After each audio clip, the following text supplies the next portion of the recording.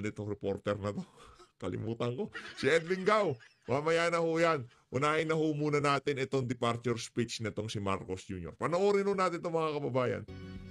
Pambihira Ano kayo pinag-uusapan itong dalawang unggoy na to? Sabi siguro, anak, ikaw na bahala sa House of Representatives ba? Bantayan mo yung tito mong sintusin. Bantayan mo si Bonjing ha. Baka gumawa na naman kalokohan, budget season ngayon. Anak, alam mo naman. Dapat tayo pinakamarami. Yan. Sige, iwanan mo na yan, anak ng toka. Yung si Sandra, ano na ho yan? Tapos na rin karera sa politika niyan. Ang boboto na lang sa bata na yan, yung mga taga Ilocos, Ilocos Norte, mga taga Lawag. Pero yung mga taga Visayas, Mindanao, nako, hindi ho iboboto yung bata. Anak ng tawa, pilit niyang, sobrang trying hard yung tipong pilit niyang pinupustura sa sarili niya bilang napakahusay na congressman. Brad, wala ka pang napapatunayan. At balita ko, nag-training ka daw sa opisina ng tito mo na si Martin Romualdez. Ibig sabihin, yung strategiya sa pagiging bonjing, kuhang-kuha mo. Kaya wag ko kayong magkakamali. Anak ng towa, mga kababayan. Ang bata na yan, sa tingin ho natin, gusto niya tumakbo ng pagkasenador. Kaya talagang pinagtutulong-tulungan nila na babaan yung age requirements para sa senador at para sa presidente. Kaya mag-ingat-ingat ho tayo. Bantayan nyo ho yung si Sandro. Yan, sige. Forward na natin, wala namang kwenta yung anong trip nyo na to? Anong trip para saan? Para saan ipakita na nag-uusap ng dalawang unggoy na to? Anak ng toko, habang napakalaki ng problema natin sa Pilipinas, may paiyak-iyak ka pa kagabi. Ngayon papunta kang Cambodia. Ta-travel ka na naman. Walang niya ka. Tuloy natin. Gang. Ladies and gentlemen, tayuan yung mga unggoy. His Excellency Ferdinand R. Marcos Jr. and First Lady Luis Araneta Sa bagong Marcos. Pilipinas tayo na magtulong-tulong para nakawin ng pera ng mga Pilipino, ganon. Anak ng toka, nagtulong-tulong talaga kayo, mga walang nga kayo. Bakit walang shake hands, walang congratulations sa mga bisita. Hinahanap ko si Tamba, nasa si Tamba, ilabas niyo si Tamba. Thank you, Secretary Luke Bersamin. Please be seated. Luke Bersamin. Kasi nag-aaway-away ho sila ngayon kasi yung mga taga-House of Representatives, pinipilit nila, nasanip yan. Wala kaming problema dito sa House of Representatives. Kumbaga, bakbaka na talaga. Sila na nag-aaway. Hindi nyo ba napansin, mga kababayan? Itong si Janet Garin, sinasabi nila? Ang narrative nila, nasanip yan. Hindi kami ang may kasalanan. Yung mga Ghost Project, nasanip. Nasa National Expenditure Program, yung binigay sa amin dokumento, nandun. Hindi ilinabi yan ng mga congressman. Programa yan ng pamahalaan. Yan si Garin, di ba? Yun ang narrative. Nagalit si Bersamin ngayon. Nagalit. Sabi ni Bersamin, linisin nyo muna, bakuran nyo. Bago nyo kami banatan. Anak ng toka. Naghahalo ng balat si Tinalupan. And all Sino ba the nananalo? members of... Sino ba nananalo sa lahat ng kabalbalan na to? Alam nyo sino nananalo? Sila din. Kasi sila naman kumikita dyan. Nananalo ba Pilipino? Hindi naman. Magagawa ba yung mga flood control? Hindi rin. Sa loob ng 3 taon na bago matapos ang administrasyon na to, okay ba yung problema natin sa bahay? Hindi rin. Kaya sino nanalo? Sila din. of the cabinet here. I hope lumamig na yung mga ulo ninyo. But I will have to just say that I perfectly Patawa na naman si understand Unggoy. why you are feeling Basta na. a little... Sino ba nandyan? Si Vince Dizon. Si Vince Dizon, yung sa dulo, si Boying Remulla, si Bersamin. Tapos yung si Gatchalian, nandito si Gatchalian. Ito, hindi ko na inaano. Ito, nandito si Gatchalian. Wala si Martin Romualdez. Si Kokak nandyan. Unjustly beleaguered. The Pasay City Lone District Representative Antonino Calixto and the AFP Chief of Staff Romeo Browner Jr. and the major service commanders, Acting PNP Chief Police Lieutenant General Jose Melencio Nartates Jr., Philippine Coast Guard Commandant Admiral Ronnie Hill Gavan, Pasay City Mayor Imelda Calixto Rubiano, and of course our First Lady Lisa Araneta Marcos. Nagpapaka-teenager tong dalawang unggoy na to eh. Friends in the media, ladies and gentlemen, good afternoon. Wala si Tamba. Kumpirmado na mga kababayan, wala si Tamba sa speech na to ni Marcos Jr. Bukas sibak na tong mama na to. Pero pagka sinibak yan si Tamba, mas malaki ang magiging kaguluhan, di ba? Alam ka namang ganun-ganun na lamang, di ba? Nakita niyo yung mga congressman na talagang gigil na gigil sila sa pagsuporta. Yan si Richard Gomez. Binoto pa yang si Martin Romualdez. Alam nga naman ganun-ganun na lang ang laban. Alam nga naman magkakalaglagan, siya lang malalaglag. Kasi pag napalitan ng House of Representatives, yung Speaker ng House, mapapalitan ng appropriation. Mapapalitan yung mga major committee chairperson dyan sa House of Representatives. Pag nagkataon, pagka sinabi ng bagong APRO chair na ilabas ang small committee record, sino pa pipigil? Sino pa pipigil? Ilabas lahat ng dokumento kaugnay doon sa GAA 2025, sino pipigil? Ilabas yung mga dokumento doon sa BICAM, sino pipigil? Wala nang pipigil. Kasi yung speaker na bagong speaker na ang sasalansan sa mga bagong kaganapan dyan sa House of Representatives. Excited na ho tayo bukas. Ang daming mangyayari ha. Hindi lang ho dyan sa House. Maging dyan sa Senado. Yan. Abang ho tayo. Abang ho tayo. Tayo dito mga meron. Hindi ho tayo politiko. Hindi ho tayo PR ng kung sino-sino. Okay? Hindi ho tayo dito kumbaga. Tayo para sa sambayan ng Pilipino. Malinaw ho yun. Kung dito, kahit nakaalyado natin, kung nakikita na natin na medyo dispalinghado na, sasalita tayo. Alam na natin falsipikado, isusugar ko pa natin. Hindi ho tayo para sa Pilipino pagka gano'n, di ba? Kasi si Tatay Digong mismo, sinasabi niya, kung may mali ako, banatan nyo ako.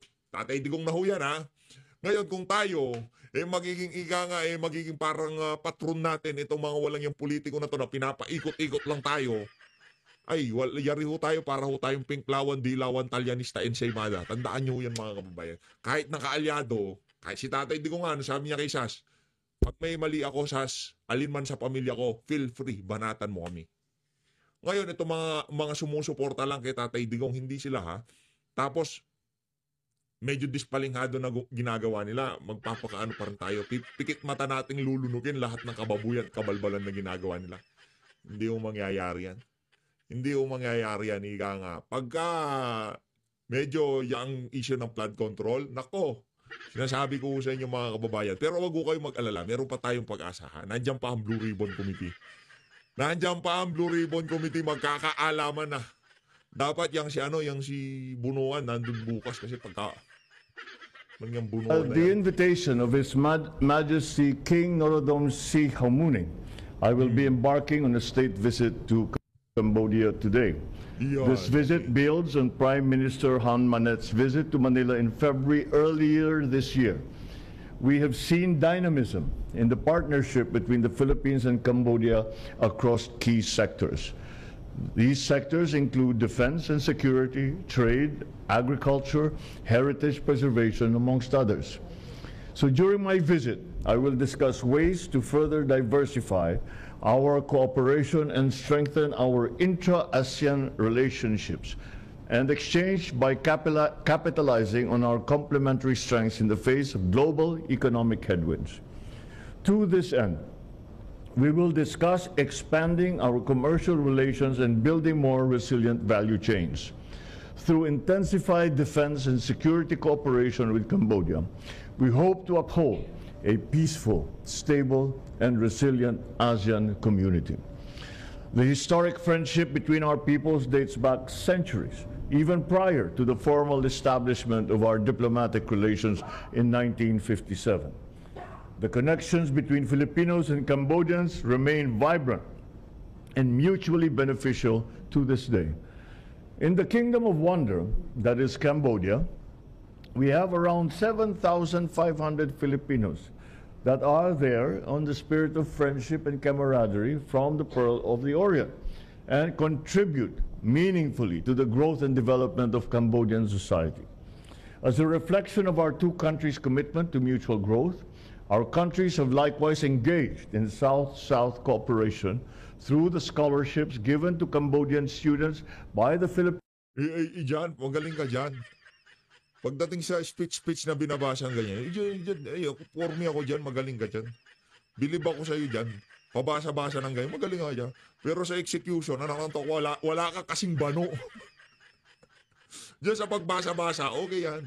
Pero gusto ko yung background mo ha. Ano mga kababayan, sa tingin nyo ba magba-background tayo ng red velvet na ganyan? Parang maganda no? Red velvet na background no? Tingin nyo ba mga kababayan, magba-background kaya tayo ng ganyan? Parang gusto ko yung red velvet na yan ha. Saan kaya makakabili niyan? Lalagay ko dito sa likod ko. Di ba? Para pagka nagsasalita tayo, parang pupunta tayo ng Cambodia, di ba? Philippine government in our higher education Makabili nga ng institutions, red velvet ng ganyan. specifically Ganda ng in the background field of science and technology. Yan. The Philippines has been a resolute partner of Cambodia in addressing both traditional and non-traditional security challenges confronting our region, such as transnational crimes. As the Philippines prepares to take the helm of ASEAN in 2026, my visit will reinforce the importance of ASEAN centrality and our commitment to build a progressive and inclusive region. I look forward to all of these very productive meetings that we have scheduled, and I am sure that we will find many, many ways that will be that we can develop to be beneficial to both our countries, Cambodia and the Philippines. Maraming salamat po. Magandang hapon sa inyo lahat. Ayun, yun ang speech nitong ating presidenteng Nagba. Nakanantaw ko. Ay, wala ka bang iiwan na instruction para bukas House of Representatives, Brad? Anong balitaan mo na kami? Sino ba? Sino ba ilalagay mo dyan? Si Toby Chanko ba? Ako gusto ko si Toby Chanko, real talk ha. Walang biro. Kung magpapalitan din lang naman ng speaker dyan, si Toby Chanko nalagay natin. Bakit? Hindi dahil sa kung ano pa mang kadahilanan. Kasi para talagang magkaalaman na, di ba? Kung ano nga ba nangyari sa nakalipas na 3 taon sa budget, hindi lang 2025 ang curious tayo. 2023, 2024, hanggang 2025. Nakaramihan sa mga pera na yan, nasa bulsa na ng mga opisyal ng pamahalaan. Naku-curious ako. Gusto ko nang tanongin tong si Marcos Jr. Meron ba napunta? Ay, sa bagay, no? Kahit pala hindi mapunta sa bulsa mo, na-enjoy mo naman. Kagaya niyan, di ba? Pupunta ka ng Cambodia, kanino gastos yan? Sa amin, sa sambayan ng Pilipino. Anong gagawin mo doon? Papasyal lang. State visit. Huwag kang punta kung saan. Dami natin problema sa Pilipinas. Walang yaka. Ito talaga. Ito, si Vince Dizon. Pampagood vibes muna, ha? Vince Dizon. Yung mga pagamot nyo sa high blood, inumin nyo na. Vince Dizon. Yung question lang ng arbitrariness, mention na, well, at the day, parang, kung saan na lang gusto na lang ilagay. Well, clearly, based sa nakita ko, at based na rin sa observations ng iba, medyo walang sistema, no, ng pagpa-prioritize at pag-allocate. No? Parang arbitrary. Kahit na sinasabing may formula na ganito, unang-una, hindi ko masyadong maintindihan yung formula, medyo komplikado. Kaya, ang nangyayari, may mga distrito, may mga area na mas kaunti, kahit na malaki ang kanilang populasyon o malaki ang kanilang land area, mas kakaunti ang nakukuha nila. So, ang problema kasi, kapag arbitrary at walang guideline, nandyan papasok yung subjectivity, no, yung discretion. Hindi naman natin sinasabing wala dapat na ganon, pero dapat yung tingin ko, minimal lang. Kailangan talaga kung ang isang region, no, isang probinsya o isang distrito, nangangailangan ng mas maraming kalye, nangangailangan ng flood control dahil siya ay flood prone, dapat mas marami dun sa area na yon. So, ano lang naman yan, common sense lang. Pero dito sa nakikita natin, parang hindi ganun ang nangyayari. Kaya nga, very welcome po ito na development, yung unang-una yung direktiba ng ating Pangulo na i-review, repasuhin natin, at ngayon yung order sa atin ng Kongreso dahil sila na ngayon ang in charge sa budget, in-orderan tayo ngayon ng Kongreso na revisit, revise, at kung kinakailangan, baguhin, bawasan ang budget ng DPWH. Flood zones, meaning scientifically based. So, kagaya yan, no? Flood control. Ang sinasabi ng ating mga kongresista at nakita din natin as my own personal observation sa few days ko dito sa DPWH, parang walang pagpaplano sa kung saan dapat ginagagay ang mga flood control projects. Okay, totoo na halimbawa ang Bulacan, yan, flood prone yan. Dapat talaga yan, may flood control. Ang problema naman sa Bulacan, at nakikita din natin sa ibang lugar tulad ng Mindoro, hindi tama ang pag-implement ng mga proyekto. Maraming ang budget, maraming ang project, pero yung implementation ng mga project, either guni-guni or substandard. Pero meron namang mga area, halimbawa yung kanina kausap ko po, yung mga taga Maguindanao, na alam naman natin, a heavily flood-prone area in Mindanao, dahil yan, nasa Central Mindanao, yung tubig dyan lahat bumabagsak, napakaliit naman ng budget. No? So, kailangan talaga ayusin ito ng mabuti. So you're okay with the proposal na pag wala yan sa NOAA, 1 million flood control, wala hindi yung flood... Okay po ako doon. No, maganda po yung suggestion ni Chair Mika Swansing ng ating Committee on Appropriations. Kasi yon base sa science no? At yung science credible. No, hindi yan hindi yan hula-hula. No, ang Project NOAA napakarespetado niyan, galing yan sa UP. Kaibigan ko si Dr. Mahar Lagmay ng Project NOAA at alam talaga nila kung ano ang mga areas na flood prone. May mga red zones, yellow zones. Ngayon, ang sinasabi ng ating Kongreso papayagan lang natin ang flood control for 2026 para sa mga red zone. At yan ay welcome yan na suggestion. At isa sa mga pag-iisipan natin yan habang riniripaso natin itong budget ng DPWH. Makakalbo yung mga district budget. Marami namang nung nakaraan. Kakayangan doon, marami naman nung nakaraan na nakaraan na mga project na ongoing pa eh. In fact, merong mga nakita na tayo na either ghost o unfinished o substandard. Unang-una, kailangan ayusin yon. Di ba? Para sa akin, yun ang first order of priority. Lahat ng nakita nating ghost, lahat ng nakita nating mga substandard at incomplete, kailangan yon tapusin, ayusin. So for 2026, para sa akin, yun dapat ang mas priority. Yan. Yun daw mga dapat daw priority. hindi nasama yung sinabi niya na ito daw si Bunuan hindi na maiimbestigahan. Pambira. Sa susunod na video ho natin papasadahan. Rekta na ho muna tayo dito kay Sir Ednad at interview niya dito kay pangalan nitong Ali na to. Game. Good morning and thank you for inviting me. Well, ma'am, let me start off with this. This big debate over whether or not to send the NEP of 2026 back to the DBM. Your stand on this? Well, it was the consensus of all the party leaders to request the Speaker to send back the National Expenditure Program for 2026 back to the DBM.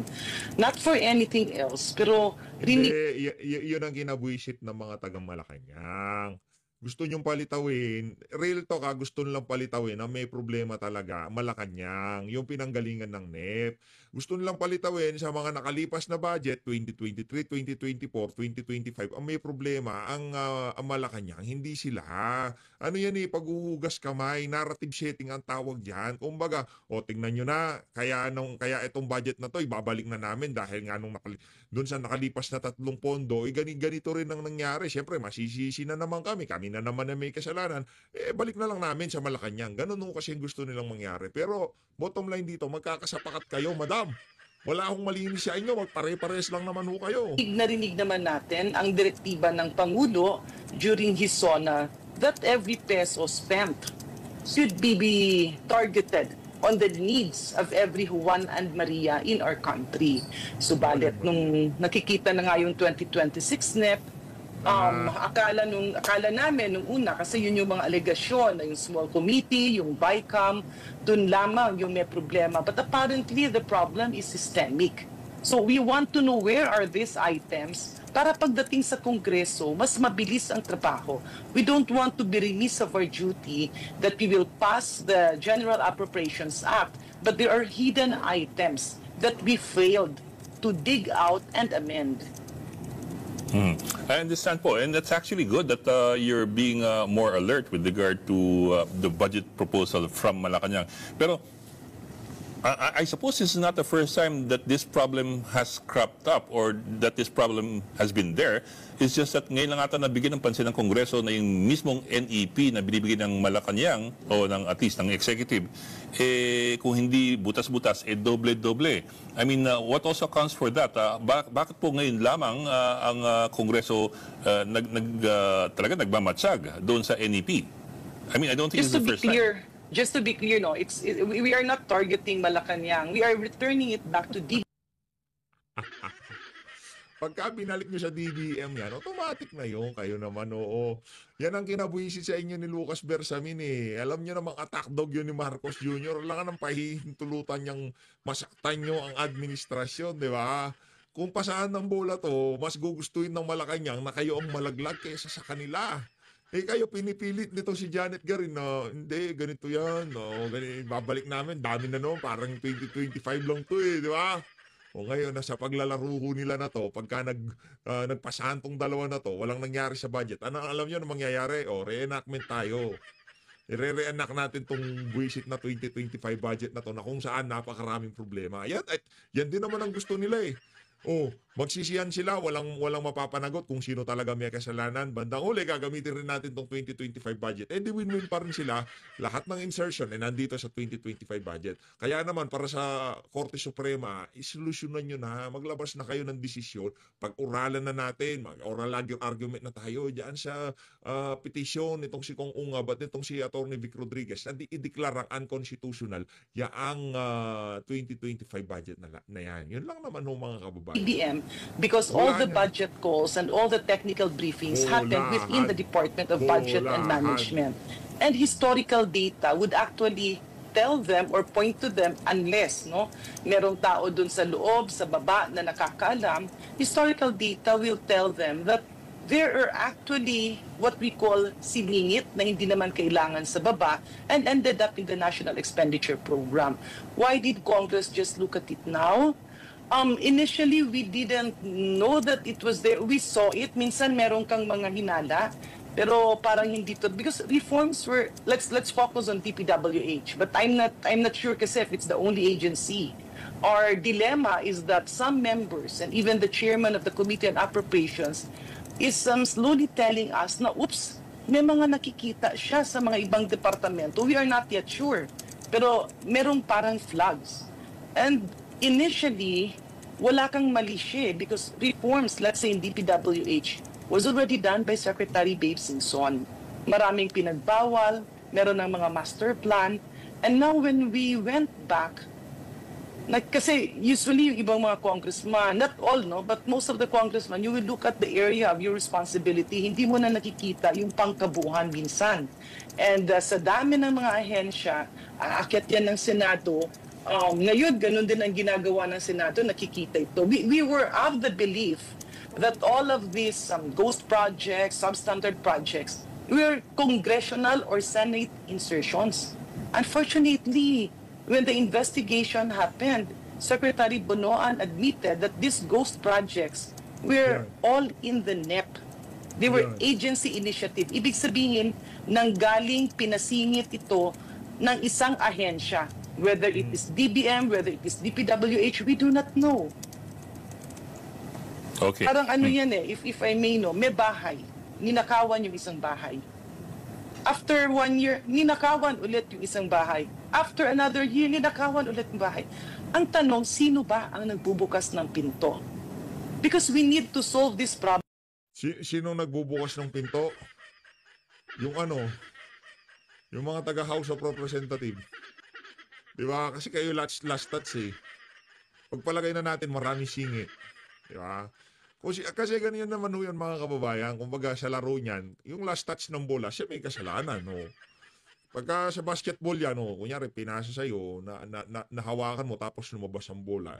Punta sa kabilang yan, kayo may kasalanan dyan. So, mananalo dyan yung kabilang kalaban. Ngayon, yung budget, kayong nag-usap-usap kayo dyan sa House of Representatives at Senado, Binigay yung sa sa Malacanang. Sino huling may hawak ng bola? Kayo. Sino may kasalanan? Hindi naman sila, kayo pa din.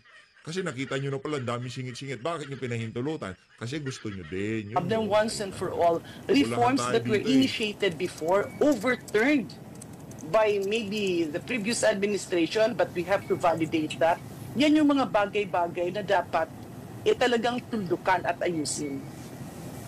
Okay, ma'am, of course, the DPWH is under the microscope. The district engineers are also under the microscope, but also Congress is under the microscope. All these reports of legislators also doubling as contractors or belonging to families that own construction businesses. Of course, the qualifier is that it's not necessarily a bad thing. I mean, if that's your family, that's your family. It's only a question of whether or not you should inhibit in the event that there is a conflict of interest. Your thoughts on that po? Kasi, for example, the Philippine Star listed 5 members of Congress who are linked to construction companies because of their families, who are also vice chairman of the Infracom.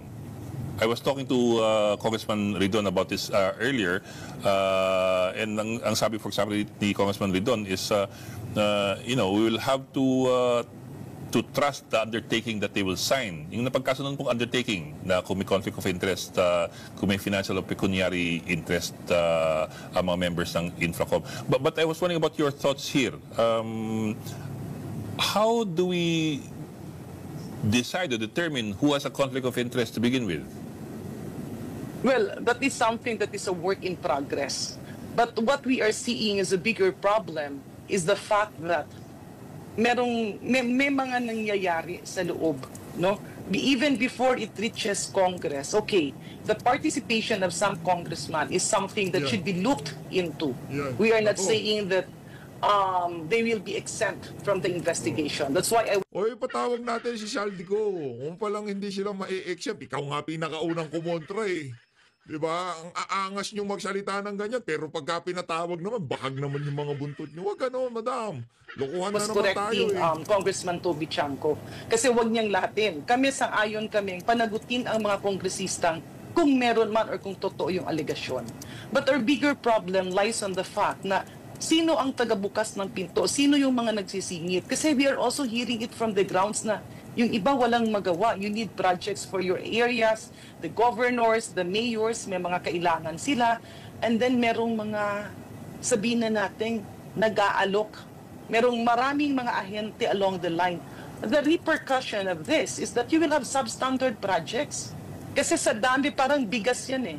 Naging mahal ang bawat kilo ng bigas. Kasi from the import price or from the production price from the farmers, may mga wholesalers na naka-monopolize. At doon ka lang pwedeng bumili. Sila lang pwedeng bumili. Lahat ng retailers, lahat ng public markets, you have no choice but to get it from there.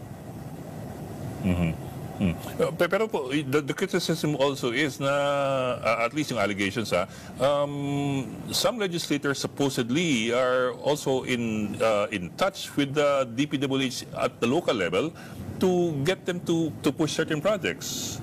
So it that goes will both be ways. looked into. Dapat tingnan din talaga yan. Pero may nakikita tayong mas malaki. Let's say, the substandard projects, these are agency initiatives. Ibig sabihin yung pagpasok, yung paglista, either nangyari sa central office ng DPWH or merong mga gumagapang dyan sa mga encoders ng DPWH or DBM. No, we are not accusing anybody. That's why we need to look at the whole gamut of the system. We need to know where. We need to cure this. Kasi ang nangyayari, symptomatic, sintomas lang ang ginagamot. Ito dapat... Alam mo, anong gamot, madam? Yung mga kagaya mong congressman, dapat